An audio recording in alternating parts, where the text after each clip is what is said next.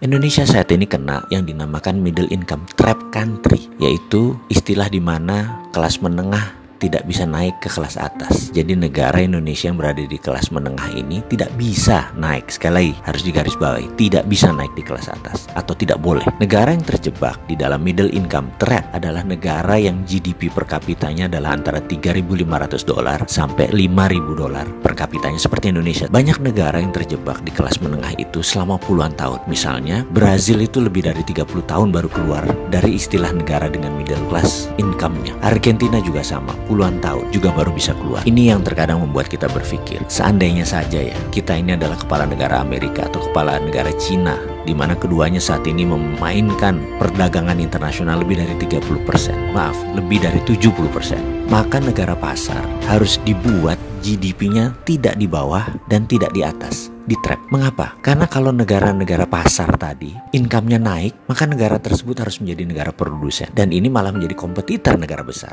Nggak boleh. Jadi nggak boleh negara tersebut jadi produsen. Kalau negara tersebut miskin, misalnya GDP-nya di bawah 1.000 per kapita, mereka nggak mampu beli barang Cina dan beli barang Amerika. Dan kedua negara itu nggak mau membuat negara tersebut miskin. Makanya negara-negara market harus dijebak di tengah. Cara trapnya bagaimana? Dan mengapa harus di trap atau dijebak? Biasanya negara yang berpenduduk besar yang dijebak di tengah oleh negara kapitalis. Caranya dengan jangan jadikan mereka negara produsen dan manufaktur. Kedua, jangan jadikan mereka swasembada pangan. Terakhir, jangan mereka bisa mengendalikan energi. Ada sebuah perkataan dari Menteri Luar Negeri Amerika dulu namanya Henry Kissinger. You control the food, you control the people. You control energy, you control the country. Kalau mau mengendalikan rakyat, kendalikan pangan mereka. Kalau mau mengendalikan sebuah negara, kendalikan energi mereka, minyak bumi mereka. Kita kasih contoh sederhana negara Venezuela yang baru-baru ini. Negara ini menghasilkan minyak lebih besar dari Indonesia. Suatu saat Venezuela melawan dalam tanda petik Amerika dengan menjual minyak mentahnya ke Cina. Amerika marah dan Amerika membuat Venezuela menjadi failed state atau negara gagal dengan financial warfare yang dilakukan oleh economic hitman-nya, pasukannya CIA-nya Amerika. Dan kita semua tahu negara tersebut dalam setahun terjadi hyperinflation. Mata uang Venezuela nilainya jatuh 1.000.000% sampai harus menerbitkan